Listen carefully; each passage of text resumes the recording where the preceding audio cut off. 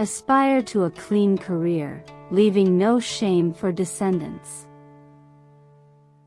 Hello everyone.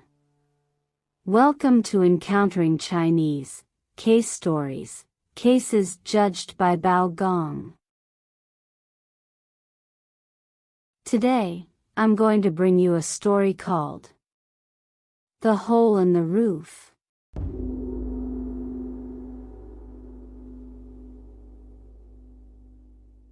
In Yansu County, Taiyuan Prefecture, Shaanxi, there was a young scholar named Hu Jujing, who had just turned 18. Unfortunately, both of his parents had passed away when he was still young. His family was poor, and he had no siblings. Hu Jujing's academic achievements were modest. When he participated in the county examination, he only ranked 4th, which led his teacher to scold him and send him home. After returning home, feeling dejected, Hu Jujing sold his land and property, raising 60 taels of silver, and decided to go to Nanjing to find a better teacher to further his studies. However, as he was traveling by boat on the river, a storm hit, and the boat capsized. Everyone on board drowned, but Hu Jujing was fortunate enough to grab a piece of wood and was carried by the current to shallow water. He was eventually rescued by a fisherman named Su. The fisherman not only gave him his own clothes to wear but also offered him some silver to help him continue his journey. Overwhelmed with gratitude, Hu Jujing thanked the fisherman profusely, asked for his name and address, and then left. Hu Jujing thought to himself, "If I return home now, I have no land or property left, and life will only become more difficult. Besides, I've heard so much about the beauty of Nanjing. I might as well try to make a living there and figure things out once I arrive." When he reached Nanjing, he went from door to door, seeking help from wealthy families, but no one was willing to give him any charity. He ended up ragged and struggling even to find food. With no other option, Hu Jujing went to the Baoan temple, hoping to become a monk. However, he couldn't even sweep the floors or light incense, and the monks there tried to drive him away. There was an old monk in the temple named Shuaizhen, who asked him, "What are you good at?" Hu Jujing replied, "I'm from Shaanxi and just barely passed the scholar's examination. I had planned to study in Nanjing, but unfortunately, my boat capsized halfway, and I ended up here. I don't really know how to do any work, but I beg you, Master, to have mercy and give me some money to get back home. I'll never forget your kindness." The old monk Shuaizhen said, "Your hometown is far from Nanjing, and this is just a small temple. I don't have enough money to send you home. Besides, you came to Nanjing to study, and going back now would make this trip a waste. How about this? I'll provide you with food and lodging here, and you can study in the temple. Once you've made progress, you can take the exams. There are also many people in the capital who live in temples and study. You can join them to take the exams together. Wouldn't that be better?" Hu Jujing thought to himself that if he stayed in the temple and ate and lived there for free, over time, people might start resenting him. So, he suggested that he should adopt the old monk Shuaizhen as his foster father and still call the other monks in the temple his fellow brothers. From then on, he stayed in the temple, focusing on his studies, reading day and night without pause. 3 years later, Hu Jujing went to the capital to take the imperial exam, and indeed, he passed with honors. His fellow monks were all happy for him, and the old monk was particularly proud of his foster son, feeling that he had accomplished a great deed. For 3 years, Hu Jujing had been deeply immersed in his studies, rarely wandering around the temple. Only now, after being invited to a feast by his fellow monks, did he finally have the chance to explore the temple and become familiar with the place where he had lived for 3 years. One day, while wandering around the temple, Hu Jujing accidentally walked by the room of his fellow monk Gong and heard the sound of chess being played from upstairs. Following the sound, he discovered a hidden ladder and quietly climbed up. When he reached the top, he was shocked to see 2 women sitting in the room, playing chess. One of the women, noticing someone had arrived, asked, "Who are you? Why are you here?" Hu Jujing replied, "I was just wandering around the temple and happened to come here. May I ask who you are and why you're here?" The woman said, "I am the daughter of the fisherman in Su, named Mei Zhu. I was tricked into coming here by the monks of the temple." Hu Jujing was startled and said, "So you're the daughter of my benefactor?" Mei Zhu was surprised and asked, "Who are you, and why do you claim that my father helped you?" Hu Jujing replied, "I'm a scholar who's been staying at the temple. 3 years ago, when I was in trouble, your father saved me. I've never forgotten his kindness.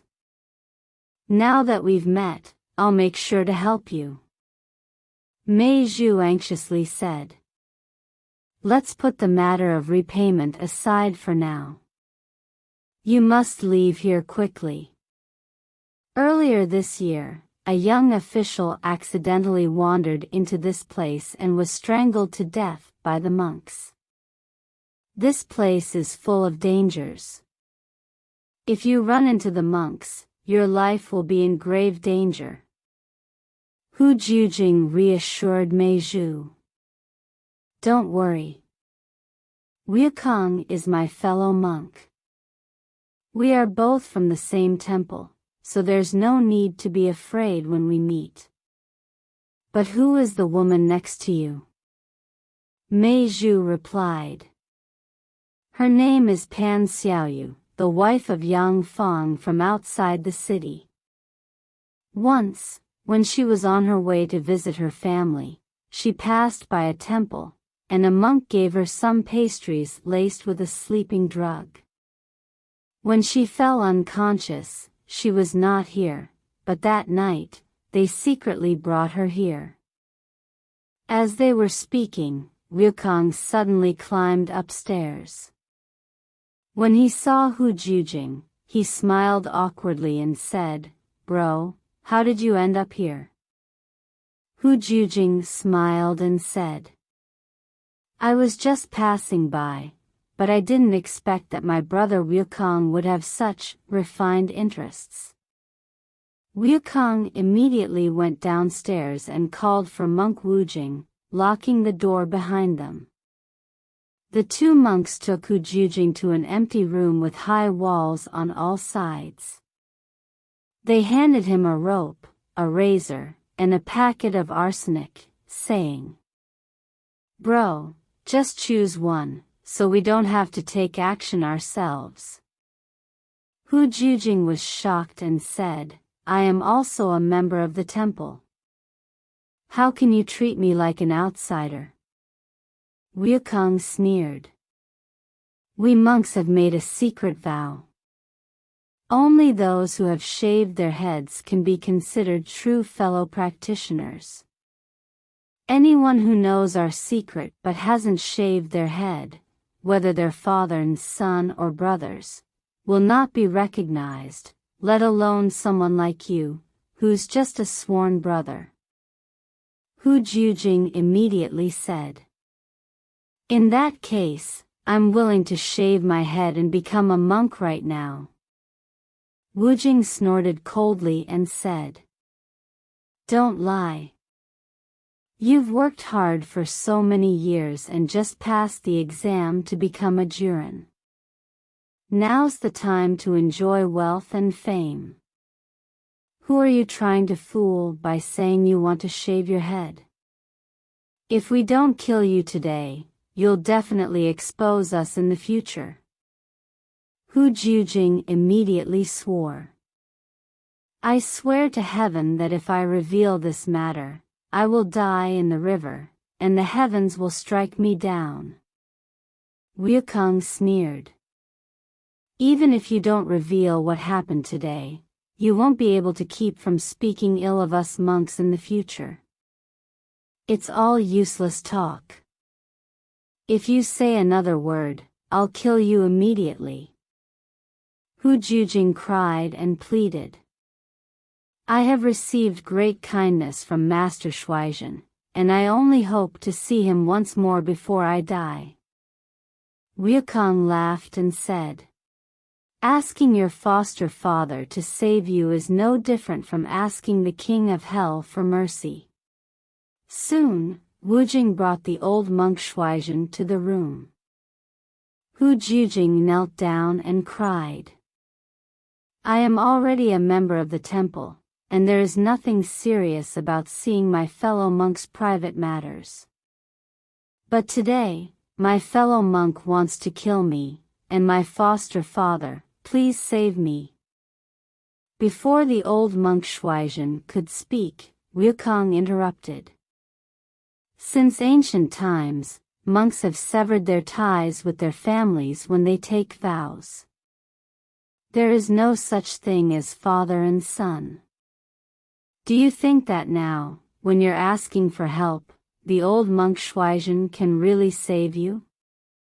The old monk Shuaizhen sighed. Jing, my son, this is your fate. If heaven wants to end your life, why trouble yourself with worry? After you die, I will give you a proper burial and perform many meritorious deeds for you, so that you may be reincarnated into a wealthy family. Moreover, you have been very fortunate. You didn't drown in the river all those years ago. Even now, even if you die, your body will be intact, and you've lived many years here in the temple without hunger or worry. But I must tell you, no one can save you today. Jing, seeing the old monk speak with such finality, could only cry and plead, Foster father, can I live just one more day? The three monks exchanged glances and said. If it were anyone else, they would die today. But seeing that you are from the temple, we will grant you one more day. By noon tomorrow, if you're still alive, you must give up your life. With that, the three monks locked the door and left. Jing was locked in the empty room. The room had only a rope hanging from the beam, a stool, a razor, and a packet of arsenic, nothing else. He carefully looked around the room, noticing that the walls were old and had many holes. He soon came up with a plan. When night fell and the monks were all asleep, Jing used the stool to deepen the holes in the wall. Then, he found a wooden beam, tied it securely with the rope, and used the small razor to sharpen one end of the beam. Standing on the stool, he wrapped his arms around the beam and used it to climb upwards, finally reaching the roof. Since the beam was tied to him with the rope, it could be easily removed. He took the beam and struck the roof tiles with it. The tiles fell off with a loud sound, and a large hole appeared in the roof. With that, Hu Jujing was able to escape successfully. After Hu Jujing escaped, he thought angrily. How can I not avenge such a grievance? Besides, I'm a future official. If I let this evil deed slide, will I not be mocked by my peers in the future? Wouldn't that disgrace my reputation? Thinking of this, he went to find his friends who were also taking the imperial exam. After discussing the matter, they decided to write a petition and report the incident to Bao Gong. Meanwhile, Wukong, Wujing, and the old monk Shuaizhen did not go to kill Hu Jujing the following day. They waited until the third day, thinking that Hu Jujing must have starved to death, and though they were saddened, they secretly rejoiced. They went to check on him together, and when they opened the door, they found that Hu Jujing had already disappeared. The three of them stared at each other in horror and said, "How could this happen? This room is like an iron barrel. How could he have escaped?" After a thorough search, they discovered a hole in the roof and realized that Hu Jujing had escaped through it. The three monks discussed. If an ordinary person had escaped, it would be nothing. But Hu Jujing is a newly appointed Juren, and he still has many friends who studied in the temple. If he's hiding in fear and doesn't participate in the upcoming examination, his friends will certainly come looking for him. How should we deal with that? If he seeks revenge, he is a Juren, and his status is already quite formidable. We are merely monks, and challenging him in court would be like striking a stone with an egg. It's better for us to act first and falsely accuse him. The old monk Shuaizhen asked, "What should we do now?" Wukong replied, "You are his foster father, so we can write a petition in your name, accusing Hu Jujing of seducing common women in the temple, forcing 2 women to stay in the temple, where they indulged in lewd activities day and night. Such behavior not only disgraces scholarly dignity but also disrupts the monk's discipline." One day, when he left the temple and did not return, the 2 women stayed behind, causing inconvenience and potentially damaging the temple's reputation. We'll report him on these grounds. After discussing and agreeing on this plan, they immediately wrote a petition and went to file the complaint. Bao Gong received the monk's petition first. Before he could examine it, Hu Jujing himself appeared with his own petition. After reviewing both petitions, Bao Gong personally went to the temple to investigate. Indeed, he found the 2 women. However, since both sides had different accounts, and the women, having been humiliated, refused to speak the truth, the case had to be temporarily set aside. The following year, Hu Jujing passed the imperial examination and earned the title of Jinshi. He was then appointed as the magistrate of Jingzhou. One day, while traveling by boat through Xiakou, he spotted Wukong, Wujing, and the old monk Shuaizhen on a neighboring boat. He immediately ordered his men to arrest them. Seeing that it was Hu Jujing, Wukong and Wujing knew they would die if caught. They tried to escape by jumping into the river, but the swift current carried them away, and they ultimately drowned. The old monk Shuaizhen, who couldn't swim, could only kneel and beg for mercy. Hu Jujing sighed and said, "You supported my studies for 3 years, and I owe you a debt of gratitude. But when I was in danger, you turned against me. If I had been forced to die by you back then, there would have been no reunion today. Our debts are settled now. Go on, and let us never meet again. I hope you will truly repent and never commit acts that go against virtue again. Alright. Today's case story, The Hole in the Roof, concludes here. If you enjoyed it, please like and subscribe. Feel free to leave your comments and share with others. See you again in the next issue.